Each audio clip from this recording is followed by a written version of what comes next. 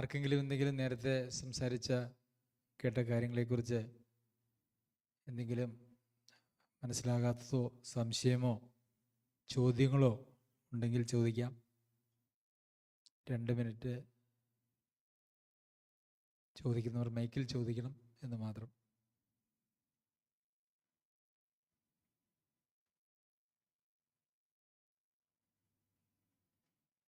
സംശയമൊന്നുമില്ല അല്ലേ? എല്ലാവർക്കും മനസ്സിലായെങ്കിൽ പിന്നെ ഇനിയിപ്പോൾ നമുക്ക് അനുസരിക്കുക എന്നുള്ളത് മാത്രമേ ഉള്ളൂ. മനസ്സിലായില്ലെങ്കിൽ അനുസരിക്കാൻ പറ്റില്ല. മനസ്സിലായതുകൊണ്ട് അനുസരിക്കണം.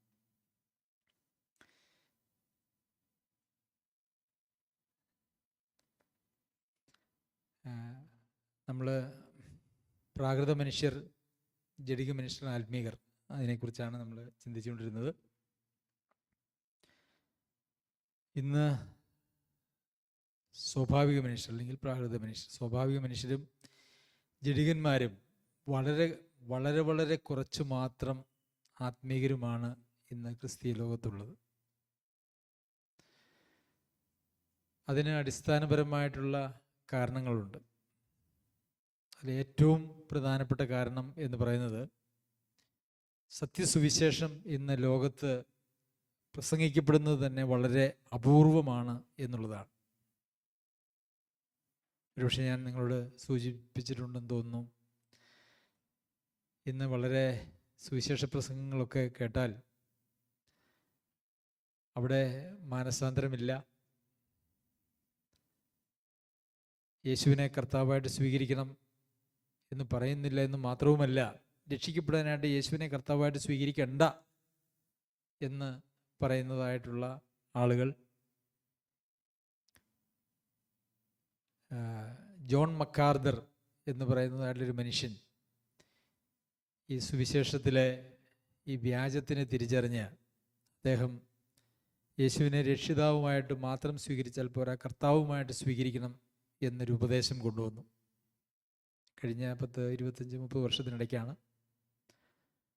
ഉടനെ തന്നെ അദ്ദേഹത്തെ ഒരു ദുരുപദേഷ്ടാവ്, അല്ലെങ്കിൽ അദ്ദേഹത്തിൻ്റെ ഉപദേശം ലോർഡ്ഷിപ്പ് സാൽവേഷൻ, കർത്തൃത്വ രക്ഷ, അങ്ങനെ ഒരു ഉപദേശത്തിൻ്റെ ആളാണ് ജോൺ മക്കാർദർ എന്ന് പറഞ്ഞുകൊണ്ട് അദ്ദേഹത്തിനെതിരെ തിരിഞ്ഞ ധാരാളം ആളുകളുണ്ട്. ഇന്ന് പ്രസംഗിക്കുന്ന സുവിശേഷം യേശുക്രിസ്തു നിങ്ങളുടെ പാപങ്ങളുടെ പരിഹാരത്തിനായിട്ട് മരിച്ചു, ആ യേശു എൻ്റെ പാപത്തിൻ്റെ പരിഹാരത്തിനായിട്ട് മരിച്ചു എന്ന് വിശ്വസിക്കുക, ആ യേശുവിനെ രക്ഷിതാവായി സ്വീകരിക്കുക, നിങ്ങൾ രക്ഷിക്കപ്പെടും. ഇതാണ് ഈ യഥാർത്ഥത്തിൽ നിങ്ങൾ ഇത്തരം ധാരാളം പ്രസംഗങ്ങൾ കാണുമായിരിക്കും. അത് ഒരു നിലയിൽ ഒരു വളരെ വ്യാജമായിട്ടുള്ള സുവിശേഷമാണ് ആ സുവിശേഷം. അവിടെ മനുഷ്യന് പാപബോധം ഉണ്ടാകുന്നില്ല, മാനസാന്തരം ഉണ്ടാകുന്നില്ല. അതുപോലെ അതുകൊണ്ട് തന്നെ യേശുവിനെ കർത്താവായിട്ട് സ്വീകരിക്കുന്നില്ല. അപ്പം അതുകൊണ്ട് ആളുകൾ രക്ഷിക്കപ്പെടുന്നില്ല.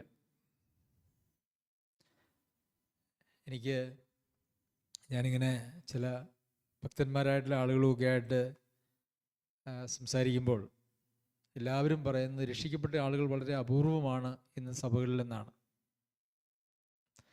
രക്ഷിക്കപ്പെടണമെങ്കിൽ അതിൻ്റേതായിട്ടുള്ള സുവിശേഷം അറിയിക്കേണ്ടത് ആവശ്യമാണ്. അതുപോലും അറിയിക്കുന്നില്ല. കർത്താവും ശിഷ്യന്മാരും പ്രസംഗിച്ചപ്പോൾ തന്നെ മാനസാന്തരപ്പെട്ട് സുവിശേഷത്തിൽ വിശ്വസിപ്പിൻ എന്നാണ് പ്രസംഗിച്ചത്, അല്ലേ? മാനസാന്തരം എന്ന് പറയുന്നതാണ് ഈ വിശ്വാസത്തിന് മുന്നോടിയായിട്ട് ആളുകളിൽ വരേണ്ടത്. അന്ന് മാനസാന്തരപ്പെട്ടു, വിശ്വസിച്ചു. പിന്നെ ആ മാനസാന്തരം എന്ന് പറയുന്നത് നമ്മളുടെ ജീവിതത്തിൽ പാപത്തിൻ്റെ അംശങ്ങൾ ഉള്ളിടത്തോളം കാലം ദൈനംദിനം നമ്മുടെ ജീവിതത്തിൽ വേണ്ടുന്നതാണ് ഈ മാനസാന്തരം എന്ന് പറയുന്നത്. ഞാൻ ഒരിക്കൽ മാനസാന്തരപ്പെട്ട് സ്വീകരിച്ചു എന്ന് പറഞ്ഞ് അവസാനിപ്പിക്കുന്നതല്ല. മാനസാന്തരം എന്ന് പറയുന്നത് നമ്മുടെ ജീവിതത്തിൻ്റെ ഒരു മനോഭാവം തന്നെയാണ്.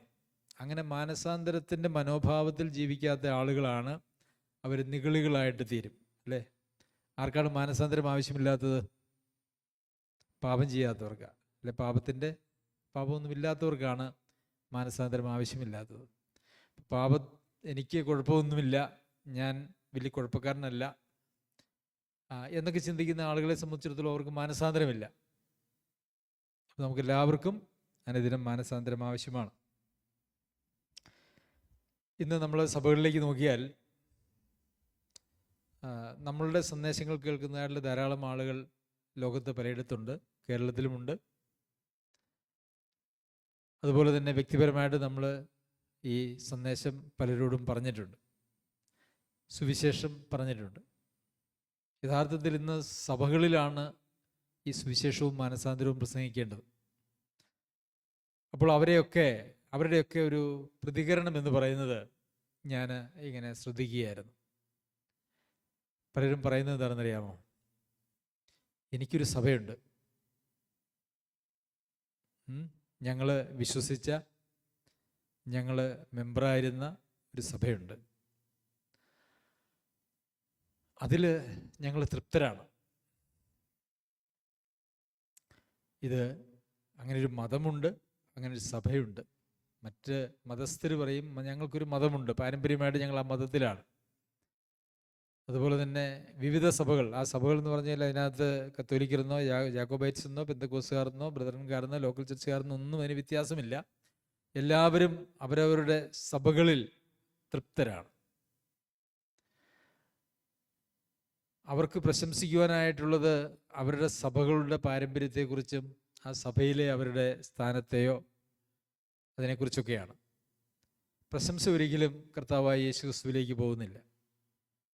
അവിടെ എന്ത് പഠിപ്പിച്ചാലും അതിനെ സംബന്ധിക്കുന്നതായിട്ടുള്ള യാതൊരു ചോദ്യങ്ങളും അവർക്ക് ഉണ്ടാകുന്നില്ല. കാരണം അങ്ങനെയുള്ള സഭകളിൽ ഉള്ള ആളുകൾ പലരും ആത്മീകരല്ല എന്നുള്ളതാണ്. ആത്മീകരെ കുറിച്ച് നമ്മൾ വായിക്കുന്നത് എന്താ? ആത്മീകമായത് ആത്മാവിനാൽ വിവേചിക്കുകയും അവരാത്മാവിനാൽ നടത്തപ്പെടുന്നവരുമാണ്. അപ്പോൾ ദൈവവചനത്തിലൂടെ ദൈവാത്മാവ് ഒരു കാര്യം കാണിച്ചു കൊടുത്താൽ അവരൊരു വിശ്വാസത്തെയോ അവരുടെ രീതികളെയോ കാഴ്ചപ്പാടിനെയോ കാണിച്ചു കൊടുത്താൽ അതിനെ തിരുത്താനായിട്ട് തയ്യാറാവാതെ അതേ വിശ്വാസത്തിൽ നിലനിൽക്കാൻ ആഗ്രഹിക്കുകയും ആ വിശ്വാസത്തെ സംരക്ഷിക്കുകയും ചെയ്യുന്ന ആളുകൾ എന്ന് പറയുന്നത് ഒന്നുകിൽ നമ്മൾ പറഞ്ഞതുപോലെ സ്വാഭാവിക മനുഷ്യരോ അതല്ല എങ്കിൽ ജഡികന്മാരോ ആയിട്ടുള്ള ആളുകളാണ്. ദൈവാത്മാവ് വചനത്തിലൂടെ വെളിപ്പെടുന്നതായിട്ടുള്ള ദൈവവചന സന്ദേശമൊന്നും അവർക്ക് വിഷയമല്ല. അവർക്ക് വിഷയം എന്ന് പറയുന്നത് അവരുടെ പാരമ്പര്യമായിട്ടുള്ള, പലരെയും കണ്ട് സംസാരിക്കുമ്പം അവർ പലപ്പോഴും പറയാറുള്ളൊരു കാര്യമുണ്ട്, ഞങ്ങൾ ഇന്ന സഭയിൽപ്പെട്ട ആളുകളാണ്, അവർക്ക് ഒത്തിരി പാരമ്പര്യങ്ങൾ പറയാനുണ്ട്. ആ സഭയുടെ ആദ്യ പിതാക്കന്മാരെക്കുറിച്ചോ അതല്ല എങ്കിൽ അവരുടെ തന്നെ പൂർവ്വപിതാക്കന്മാരെക്കുറിച്ചോ ഒക്കെ അവർ വാദോരാതെ സംസാരിക്കും. അവർ പ്രശംസിക്കുന്നത് ഒരു പ്രസ്ഥാനത്തിലാണ്, അല്ലെങ്കിൽ ഒരു മതത്തിലാണ്, അതല്ലെങ്കിൽ ചില വ്യക്തികളിലാണ്. പ്രിയമുള്ളവരെ, നാം പ്രശംസിക്കുന്നത് കർത്താവായ യേശു ക്രിസ്തുവിലല്ലാതെ മറ്റാരെങ്കിലും ആണെങ്കിൽ നാം ജഡികന്മാരാണ്. നമുക്കെല്ലാം പാരമ്പര്യത്തെക്കുറിച്ച് പറയാനുണ്ടെങ്കിൽ ഒറ്റ പാരമ്പര്യമുള്ളൂ, നമ്മളെല്ലാവരും ആദാമ്യ സന്തതികളാണ്.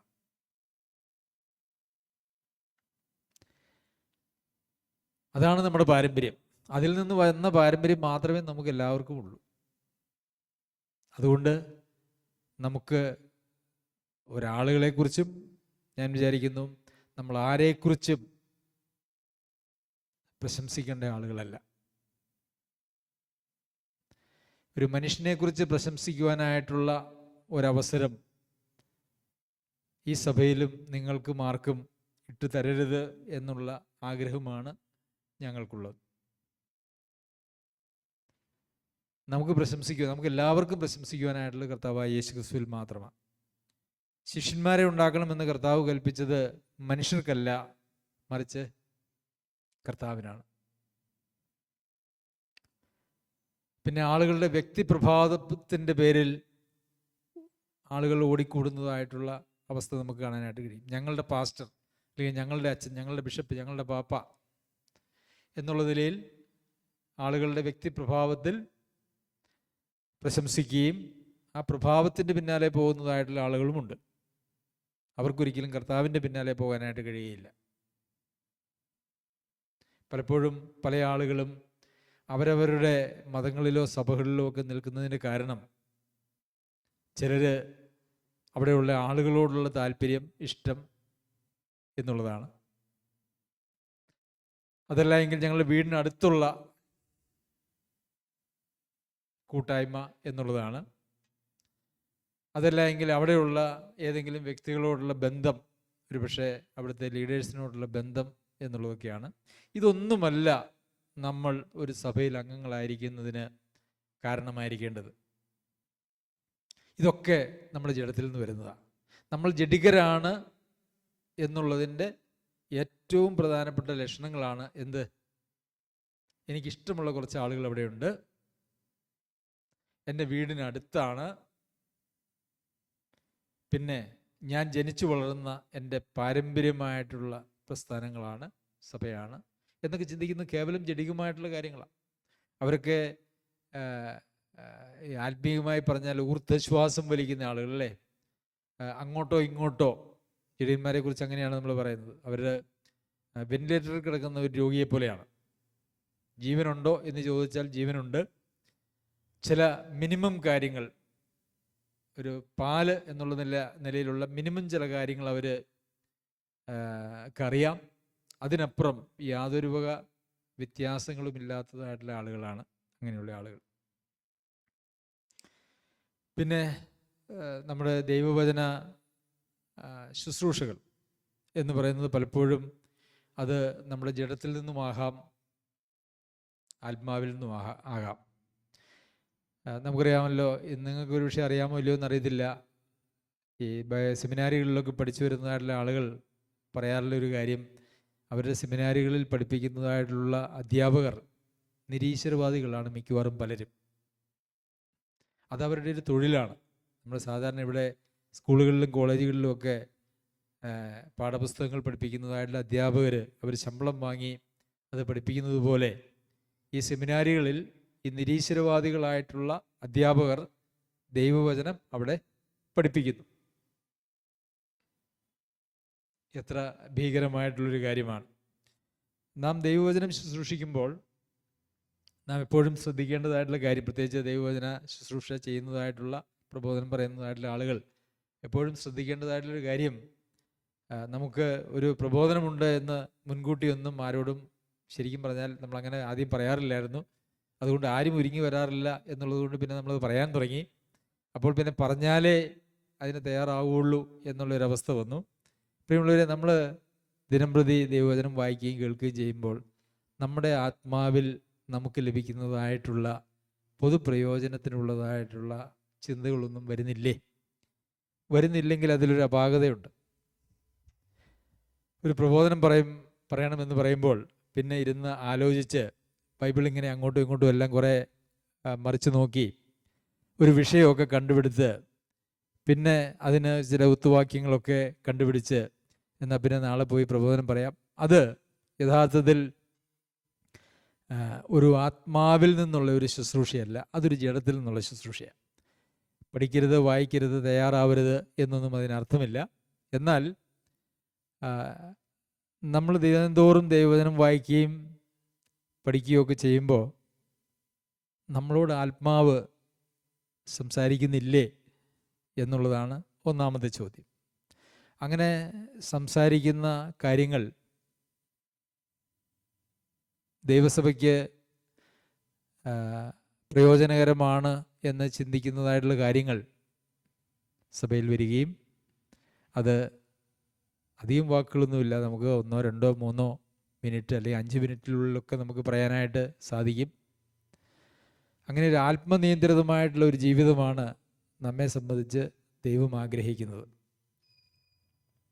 എന്തെങ്കിലും ഏൽപ്പിച്ചാൽ അത് ചെയ്യുന്ന കാര്യമെന്ന് പറയുന്നത് അത് പലപ്പോഴും നമ്മളുടെ മേലൊരു സമ്മർദ്ദം വരുമ്പോൾ ആ സമ്മർദ്ദത്തിന് നമ്മൾ വിധേയപ്പെടുന്നു എന്നുള്ളതാണ്. അപ്പോൾ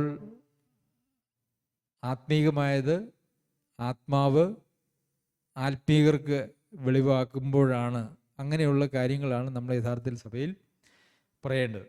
അപ്പോൾ ഈ ദേഹിയിലും അല്ലെങ്കിൽ ജഡത്തിലും നമുക്ക് ആത്മീക ശുശ്രൂഷകൾ ചെയ്യാനായിട്ട് കഴിയും. ഒരു നിരീശ്വരവാദിക്ക് ദൈവവചനം പഠിപ്പിക്കാമെങ്കിൽ അങ്ങനെയുള്ള കാര്യങ്ങൾ സഭകളിലും ധാരാളം നടക്കുന്നുണ്ട് എന്നുള്ളത് നമുക്ക് കാണാം. ദൈവവചനത്തിൻ്റെ നമ്മുടെ മനസ്സിലാക്കൽ എന്ന് പറയുന്നത് യഥാർത്ഥത്തിൽ അത് നമ്മൾ വായിക്കുമ്പോൾ നമ്മുടെ ബുദ്ധിയുടെ തലത്തിൽ നിന്നും ചില കാര്യങ്ങൾ മനസ്സിലാക്കുന്ന ഒരു കാര്യമല്ല, മറിച്ച് അത് നമ്മുടെ ഹൃദയത്തിൽ ആത്മാവ് തരുന്നതായിട്ടുള്ള ഒരു വെളിപ്പാടാണ്.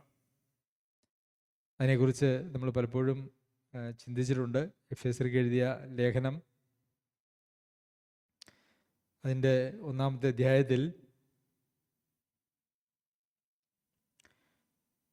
17-ാമത്തെ വാക്യം നമ്മൾ വായിച്ചാൽ, നിങ്ങളെ ഓർത്തുകൊണ്ട് നമ്മുടെ കർത്താവായ യേശുക്രിസ്തുവിൻ്റെ ദൈവവും മഹത്വമുള്ള പിതാവുമായവൻ നിങ്ങൾക്ക് തന്നെക്കുറിച്ചുള്ള പരിജ്ഞാനത്തിൽ ജ്ഞാനത്തിൻ്റെയും വെളിപ്പാടിൻ്റെയും ആത്മാവിനെ തരേണ്ടതിനും നിങ്ങളുടെ ഹൃദയദൃഷ്ടി പ്രകാശിച്ചിട്ട്. അപ്പോൾ എഫെസോസിലെ സഭയിലെ വിശ്വാസികളോട് പറയുക, നിങ്ങൾക്ക് എന്താത്മാവിനെ തരണമെന്ന? ജ്ഞാനത്തിൻ്റെയും വെളിപ്പാടിൻ്റെയും ആത്മാവിനെ തരണം. അങ്ങനെ നിങ്ങളുടെ ഹൃദയദൃഷ്ടി പ്രകാശിക്കണം എന്നാണ് അവിടെ അർത്ഥമാക്കിയിരിക്കുന്നത്. അങ്ങനെ ജ്ഞാനത്തിൻ്റെയും വെളിപ്പാടിൻ്റെയും ആത്മാവിനെ നിങ്ങൾ പ്രാപിക്കുമ്പോൾ നിങ്ങളുടെ ഹൃദയദൃഷ്ടി പ്രകാശിക്കും. നമ്മുടെ ഹൃദയത്തിൻ്റെ ദൃഷ്ടി പ്രകാശിച്ചിട്ട് പിന്നെയാണ് നമ്മൾ വചനസത്യങ്ങളെ മനസ്സിലാക്കുന്നത്. എന്തൊക്കെയാ? അവൻ്റെ വിളിയാലുള്ള ആശ ഇന്നതെന്നും, അതായത് കർത്താവായ യേശുക്രിസ്തു നമ്മെ വിളിച്ചിരിക്കുന്നതിൻ്റെ അടിസ്ഥാനത്തിൽ നമുക്ക് ആശിക്കുവാനായിട്ടുള്ളത് എന്താണ് എന്നുള്ളത് നമുക്ക് മനസ്സിലാക്കണമെങ്കിൽ എന്തു വേണം? ജ്ഞാനത്തിൻ്റെയും വെളിപ്പാടിൻ്റെയും ആത്മാവിനെ ദൈവം നമുക്ക് നൽകിയിട്ട് നമ്മുടെ ഹൃദയത്തിൻ്റെ ദൃഷ്ടി പ്രകാശിക്കണം. നമ്മൾ ബൈബിൾ വായിക്കാനൊക്കെ, ഈ കാഴ്ചയ്ക്ക് പ്രശ്നമുള്ളവർ ബൈബിൾ വായിക്കാനായിട്ടൊക്കെ വളരെ കഷ്ടപ്പെടും. നമുക്ക് നമ്മുടെ റിഗേഷ് സഹോദരൻ വളരെ അടുപ്പിച്ച് പിടിച്ചും ഒക്കെ നോക്കുന്നത്, മൊബൈലിലൊക്കെ നോക്കുന്നത് നിങ്ങൾ കാണുന്നുണ്ടാവും. റിഗേഷ് സഹോദരൻ ഇതിനു മുമ്പ് ഒരു സന്ദേശം പറഞ്ഞപ്പോൾ മൊബൈൽ എടുത്ത് വെച്ച് നോക്കിയിട്ട് അതിനെക്കുറിച്ച് ഒരു നെഗറ്റീവ് കമൻറ്റ് യൂട്യൂബിൽ വന്നു. ഞാൻ അതിനൊരു മറുപടി കൊടുത്തു. പ്രിയ സഹോദരന് ഇങ്ങനെ ചില പ്രശ്നങ്ങളുണ്ട്, അതുകൊണ്ടാണ് അങ്ങനെ ഉപയോഗിച്ചത്, അക്ഷരങ്ങൾ വലുതായി കാണുന്നതിന് വേണ്ടിയാണ് എന്നതിന് ഞാൻ മറുപടി കൊടുക്കുകയും ചെയ്തു. അപ്പോൾ നമ്മുടെ കണ്ണിന് കാഴ്ച കുറവാണെങ്കിൽ ചെറിയ അക്ഷരങ്ങൾ നമുക്ക് വായിക്കാനായിട്ട് പ്രയാസമുണ്ട്. ബൈബിൾ വായിക്കാൻ തന്നെ പ്രയാസമാണ്. നമ്മുടെ ഹൃദയത്തിൻ്റെ ദൃഷ്ടി പ്രകാശിച്ചിട്ടില്ലെങ്കിൽ നമുക്ക് ഈ വായിച്ച കാര്യങ്ങളുടെ അർത്ഥം ഉൾക്കൊള്ളുവാനായിട്ട് സാധിക്കില്ല.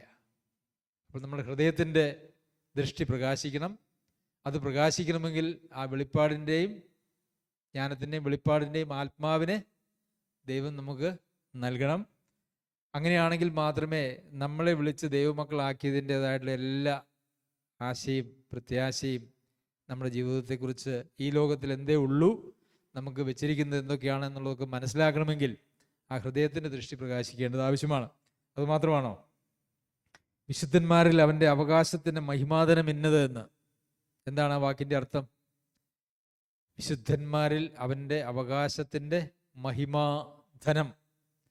ദൈവത്തിൻ്റെ മക്കളിൽ, വിശുദ്ധന്മാരിൽ ദൈവത്തിൻ്റെ അവകാശം, ദൈവത്തിന് തൻ്റെ മക്കളിലുള്ള അവകാശത്തിൻ്റെ മഹിമയുടെ ധനം. ഒന്ന് ചിന്തിച്ചു നോക്കിയേ.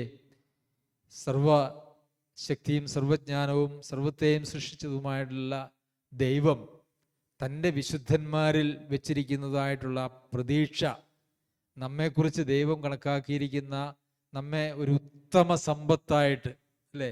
എന്തുകൊണ്ടാണ് നമ്മൾ ഉത്തമ സമ്പത്താകുന്നത്? ദൈവത്തിൻ്റെ ജനം ദൈവത്തിന് ഉത്തമ സമ്പത്താകുന്നത് എങ്ങനെയാ? അത്രയേറെ വലിയ സ്വന്തം പുത്രനെ ഏൽപ്പിച്ചു കൊടുത്തുകൊണ്ട് ദൈവം സ്വന്തമാക്കിയ ഒരു നിധിയാണ് ദൈവത്തിൻ്റെ മക്കൾ എന്ന് പറയുന്നത്. അതുകൊണ്ടാണ് ക്രിസ്തുവിൻ്റെ മണവാട്ടി എന്ന് സഭയെക്കുറിച്ച് നമ്മൾ വചനത്തിൽ വായിക്കുന്നത്. അതുകൊണ്ടാണ് അവർ സാധാരണ മനുഷ്യരല്ല, അവർ അസാധാരണ മനുഷ്യരാണ് എന്ന് നമ്മൾ നേരത്തെ കണ്ടത്. നമ്മളെക്കുറിച്ച് ദൈവം കാണുന്നത്, ഒരു വീണ്ടും ജനനം പ്രാപിച്ച് ദൈവത്തിൻ്റെ പൈതലായി ജീവിക്കുന്ന ഒരാളെക്കുറിച്ച് ദൈവം കാണുന്നത് ഒരു ഉത്തമ സമ്പത്ത് എന്നുള്ള നിലയിലാണ്. അത് നമുക്ക് മനസ്സിലാകണമെങ്കിൽ നമ്മുടെ ഹൃദയത്തിൻ്റെ ദൃഷ്ടി പ്രകാശിക്കണം. അത് വേണമെങ്കിൽ ജ്ഞാനത്തിൻ്റെ വെളിപ്പാടിൻ്റെയും ആത്മാവ് നമ്മളിൽ ആവശ്യമാണ്. അതുപോലെ തന്നെ അവൻ്റെ ബലത്തിൻ വല്ലഭത്വത്തിൻ്റെ വ്യാപാരത്താൽ വിശ്വസിക്കുന്ന നമുക്ക് വേണ്ടി വ്യാപരിക്കുന്ന അവൻ്റെ ശക്തിയുടെ അളവറ്റ വലിപ്പവും ഇന്നതെന്നും നിങ്ങൾ അറിയേണ്ടതിന്. അവൻ്റെ വളരെ നീണ്ട ഒരു വാചകമാണത്. അവൻ്റെ ബലത്തിൻ വല്ലഭത്വത്തിൻ്റെ വ്യാപാരത്താൽ. അപ്പോൾ ദൈവത്തിൻ്റെ ബലത്തിൻ്റെ വല്ലഭത്വം, ദൈവത്തിൻ്റെ ബലത്തിൻ്റെ വല്ലഭത്വം എന്ന് പറയുന്നത് നമുക്ക് ചിന്തിക്കാൻ പറ്റുമോ? ചിന്തിക്കാൻ പറ്റുമോ? ഇല്ല അല്ലേ? ദൈവത്തിൻ്റെ ബലം എത്രത്തോളമാണെന്ന് ചിന്തിക്കാൻ പറ്റുമോ? അതിൻ്റെ വല്ലഭത്വം, നമുക്കൊക്കെ ബലത്തിൻ്റെ വല്ലഭത്വം നമ്മൾ പറഞ്ഞ് നമ്മുടെ ബലത്തെക്കുറിച്ച് പറയാനായിട്ട് കഴിയില്ല. നമ്മളൊക്കെ ബലം, ഫോഴ്സ് എന്നുള്ളതിനെ 1 HP, 2 HP, 3 HP, 10 HP, 20 HP അങ്ങനെയൊക്കെ പറയും. എന്നാൽ ദൈവത്തിൻ്റെ ബലത്തെക്കുറിച്ച് പറയുമ്പോൾ അതിൻ്റെ വല്ലഭത്വം എന്ന് വെച്ചാൽ അത് മറ്റാർക്കും ഇല്ലാതെ ഏറ്റവും ശ്രേഷ്ഠമായിട്ടുള്ള ആ ബലത്തിൻ്റെ വല്ലഭത്വത്തിൻ്റെ വ്യാപാരത്താൽ അങ്ങനെ ഒരു വലിയ ബലം വ്യാപരിക്കുന്നത് കൊണ്ട് വിശ്വസിക്കുന്ന നമുക്ക് വേണ്ടി വ്യാപരിക്കുന്ന അവൻ്റെ അളവറ്റ ശക്തിയുടെ വലിപ്പം. അപ്പം വിശ്വസിക്കുന്ന ആളുകൾക്ക് വേണ്ടി വ്യാപരിക്കുന്ന അളവില്ലാത്ത ഒരു ശക്തിയുടെ വലിപ്പം, ഇത് മനസ്സിലാക്കണമെങ്കിൽ എന്ത് വേണം? ജ്ഞാനത്തിൻ്റെയും വെളിപ്പാടിൻ്റെയും ആത്മാവ് ലഭിച്ചിട്ട് നമ്മുടെ ഹൃദയദൃഷ്ടി പ്രകാശിക്കണം. അപ്പം നമുക്ക് എന്തെങ്കിലും ഒരു പ്രശ്നം വന്നു കഴിഞ്ഞ് കഴിയുമ്പം നമ്മൾ പെട്ടെന്ന് ക്ഷീണിച്ചു പോകുന്നതിന് കാരണം എന്താണെന്നറിയാമോ? ഈ ജ്ഞാനത്തിൻ്റെയും വെളിപ്പാടിൻ്റെയും ആത്മാവ് നമുക്കില്ലാത്തത് കൊണ്ട് നമ്മളുടെ ഹൃദയത്തിൻ്റെ ദൃഷ്ടി പ്രകാശിച്ചിട്ടില്ല. ഹൃദയത്തിൻ്റെ ദൃഷ്ടി പ്രകാശിക്കാത്തത് കൊണ്ട് നമുക്ക് വേണ്ടി വ്യാപരിക്കുന്ന അളവറ്റ ശക്തിയുടെ വലിപ്പം നമുക്ക് അറിയത്തുമില്ല. പ്രിയമുള്ളവരെ, ക്രിസ്തീയ ജീവിതത്തിൻ്റെ ആ മഹത്വം എന്ന് പറയുന്നത് ഇനിയും നമ്മൾ മനസ്സിലാക്കിയിട്ടില്ല എന്നുള്ളതാണ് യാഥാർത്ഥ്യം. നമ്മളിപ്പോഴും ശേഷം മനുഷ്യരെ പോലെ, സാധാരണ മനുഷ്യരെ പോലെ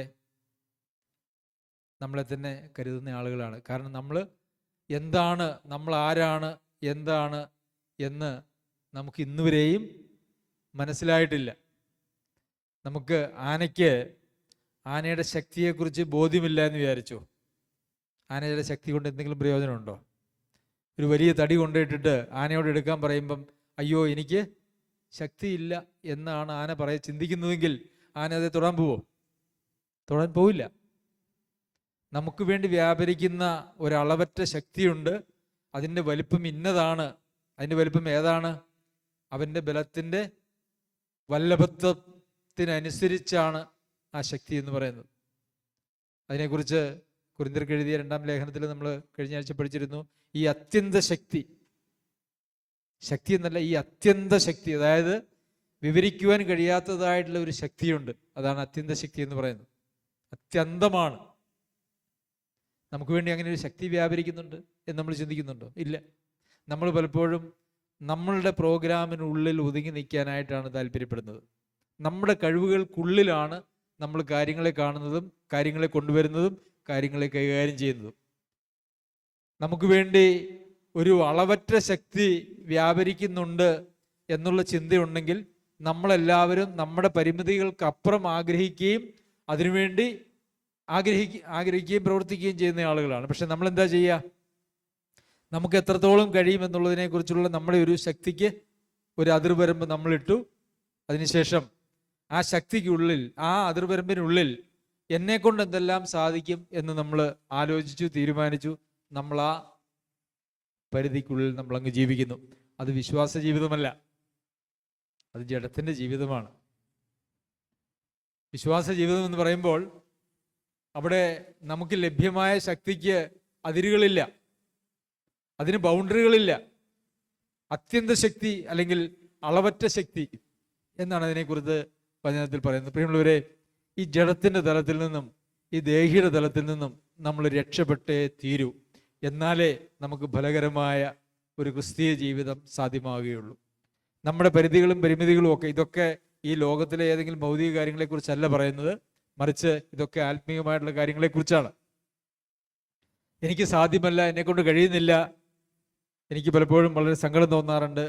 10, 30, 40, 50 വർഷമായിട്ട് ഉള്ള ആളുകളും വിശ്വാസികളും അവർ ഈ പറഞ്ഞതുപോലെ ആത്മീയമായിട്ട് യാതൊരു വളർച്ചയുമില്ലാതെ ഈ പാല് മാത്രം കുടിച്ച് ജീവനുണ്ടോ ഇല്ലയോ എന്ന് സംശയിക്കത്തക്ക രീതിയിൽ ഞാനിന്നും ആ പാപത്തിൻ്റെ അടിമയാണ്, എനിക്കൊരു പാപത്തിൽ നിന്നും ഒരു മോചനവുമില്ല, അല്ലെങ്കിൽ എനിക്കൊരു പാപത്തിൻ്റെ മേൽ ഒരു വിജയവുമില്ല എന്ന് പറഞ്ഞുകൊണ്ട് അങ്ങനെ ഒരു ആത്മനിന്ദയിൽ ജീവിക്കുന്നതായിട്ടുള്ള ആളുകളുണ്ട്. ഈ ആത്മനിന്ദയിൽ ജീവിക്കാനല്ല ദൈവം നമ്മളെക്കുറിച്ച് എനിക്കൊന്നും കഴിയുന്നില്ലേ, എന്നെക്കൊണ്ടൊന്നും കഴിയുന്നില്ലേ, അത് നമുക്ക് ഒരു ആത്മനിന്ദയുടെ തലത്തിലേക്ക് നമ്മളെ നയിക്കാനും ആത്മീയമായിട്ടുള്ള ദരിദ്രാവസ്ഥയിലേക്ക് നമ്മളെ നയിക്കാനും സാധ്യതയുണ്ട്. ആത്മീയമായിട്ടുള്ള ദരിദ്രാവസ്ഥ നമ്മളിൽ ഉണ്ടാവുന്നത് നമ്മളിൽ രൂപാന്തരം വരുമ്പോൾ നാം ക്രിസ്തുവിനെ കൂടുതലായിട്ട് മനസ്സിലാക്കുകയും അപ്പോൾ നാം ഒന്നുമല്ല കർത്താവിനോട് താരതമ്യം ചെയ്താൽ, അല്ലെങ്കിൽ കർത്താവിൻ്റെ മഹത്വത്തോട് താരതമ്യം ചെയ്യുമ്പോൾ ഞാൻ ഒന്നുമല്ല എന്ന് മനസ്സിലാക്കുന്നതാണ് എന്ത്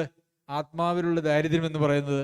എന്നാൽ ആത്മനിന്ദ എന്ന് പറയുന്നത് ഞാൻ ഒന്നുമല്ല, എന്നെ കൊണ്ടൊന്നും സാധിക്കുന്നില്ല, ഞാൻ നോക്കിയാൽ ശരിയാകുകയില്ല, എന്നെ കൊണ്ട് ഇന്ന് വരെ ഒന്നും ശരിയാക്കാൻ കഴിഞ്ഞിട്ടില്ല എന്ന് ചിന്തിക്കുന്നത് ഒരു ആത്മനിന്ദയാണ്. ആത്മനിന്ദ അപകടകരമായ ഒരു ആത്മീയ അവസ്ഥയാണ്. ഇന്ന് അനേകരും ആത്മാവിൽ ദാരിദ്ര്യം എന്നുള്ളതിനേക്കാൾ ആത്മനിന്ദ എന്നുള്ളൊരവസ്ഥയിലാണ് ജീവിക്കുന്നത്. പ്രിയമുള്ളവരെ, നമുക്ക് നമ്മളെ തന്നെ ഒന്ന്, നമ്മുടെ കണ്ണുകളെ ഒന്ന് അല്ലേ, ആ ജ്ഞാനത്തിൻ്റെയും വെളിപ്പാടിൻ്റെയും ആത്മാവിനെ തരണമേ എന്ന് നമുക്ക് ദൈവത്തോട് പ്രാർത്ഥിക്കാം.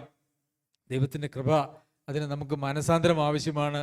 നമ്മളുടെ എല്ലാ കഴിവുകളും, നമ്മുടെ കഴിവുകളൊന്നും ദൈവത്തിന് ആവശ്യമില്ല. ദൈവം ലോകത്തിൽ കർത്താവ് തിരഞ്ഞെടുത്ത ശിഷ്യന്മാരോ ഇവരാരും അവരെക്കുറിച്ച് പറയുന്ന അവർ സാധാരണക്കാരാണ്, മുക്കുവന്മാരും സമൂഹത്തിൽ വേണ്ടാത്തവരും അങ്ങനെയൊക്കെയാണ്. നമ്മുടെ കഴിവുകളെ അല്ല ദൈവം യഥാർത്ഥത്തിൽ ഉപയോഗിക്കുന്നത്. നമ്മുടെ കഴിവുകളെ ഉപയോഗിച്ചുകൊണ്ട് ദൈവം പ്രവർത്തിച്ചാൽ അതിൻ്റെ അർത്ഥം എന്താണ്? അതിൻ്റെ മഹത്വമാർക്കാ. എൻ്റെ കഴിവിനെ ദൈവം ഉപയോഗിക്കുകയാണെങ്കിൽ അതിൻ്റെ മഹത്വമാർക്കാ എനിക്കാ, അല്ലേ? എന്നാൽ ദൈവം ചെയ്യുന്ന ഒരു കാര്യത്തിനും മഹത്വം ഒരു മനുഷ്യനും കൊടുക്കാനായിട്ട് ദൈവം ആഗ്രഹിക്കുന്നില്ല, ഒരു മനുഷ്യനും അവകാശപ്പെടാനായിട്ടും കഴിയുകയില്ല. നമുക്ക് കഴിവുകളുണ്ട്, എൻ്റെ കഴിവുകളുടെ പരിധിക്കുള്ളിൽ നിന്നുകൊണ്ട് ഞാൻ ചെയ്യുമെന്ന് പറഞ്ഞാൽ അതിൻ്റെ അർത്ഥം ആ മനുഷ്യന് ദൈവത്തിൻ്റെ പരിപാടിയിൽ യാതൊരു വക സ്ഥാനവുമില്ല. ദൈവം തൻ്റെ കാര്യങ്ങൾ ചെയ്യുന്നതെല്ലാം കഴിവുകളില്ലാത്ത ആളുകളെ ഉപയോഗിച്ച് ദൈവം അവരെ ശക്തിപ്പെടുത്തിയിട്ടാണ് ചെയ്യുന്നത്. കഴിവില്ലാതെ പേടിച്ചരണ്ട് പ്രാണഭയത്തിലായിരുന്നതായിട്ടുള്ള ശിഷ്യന്മാർ പരിശുദ്ധാത്മാവിനെ അയച്ച് കഴിഞ്ഞപ്പോൾ അവരുടെ കഴിവിലല്ല, ദൈവത്തിൻ്റെ കഴിവിലാണ് പിന്നെ അവർ ജീവിച്ചത്. നമ്മുടെ കഴിവിൽ ജീവിക്കുന്ന ഒരു ജീവിതമല്ല പ്രിയമുള്ളവരെ, നമ്മുടെ സാധ്യതകളിൽ ജീവിക്കുന്ന ഒരു ജീവിതമല്ല ക്രിസ്തീയ ജീവിതം അല്ലെങ്കിൽ ആത്മീയ ജീവിതം എന്ന് പറയുന്നത്. അത് ഒരു സ്വർഗീയമായിട്ടുള്ള ഒരു ശക്തിയിലും സ്വർഗീയമായിട്ടുള്ള ഒരു കാഴ്ചപ്പാടിലും ഈ പ്രപഞ്ചം മുഴുവൻ നമ്മളുടെ അതിർത്തികളാണ് എന്നുള്ള ഒരു കാഴ്ചപ്പാടിൽ ജീവിക്കുന്ന ഒരു ജീവിതമാണ് ക്രിസ്തീയ ജീവിതം. നമുക്ക് നമ്മുടെ ഹൃദയദൃഷ്ടി പ്രകാശിച്ചാൽ മാത്രമേ ഈ കാര്യങ്ങൾ നമുക്ക് ബോധ്യമാവുകയുള്ളൂ. അത് നമ്മൾ ജീവിക്കുന്നതായിട്ടുള്ള മുട്ടത്തോടിനകത്തു നിന്നും പൊട്ടിച്ച് നമ്മുടെ ഹൃദയദൃഷ്ടി പ്രകാശിച്ചിട്ട് നമുക്ക് ഈ കാര്യങ്ങളൊക്കെ മനസ്സിലാക്കി ആ ജഡത്തിൻ്റെ തലത്തിൽ നിന്നും ദേഹിയുടെ തലത്തിൽ നിന്നും വിട്ടുമാറി ആത്മാവിൻ്റെ ശക്തിയുടെ തലത്തിലേക്ക് നമ്മുടെ ജീവിതങ്ങളെ മാറ്റാൻ സർവശക്തനായ ദൈവം നമ്മെ സഹായിക്കട്ടെ. അവൻ്റെ അതിപരിശുദ്ധ നാമം വാഴ്ത്തപ്പെടുമാറാകട്ടെ.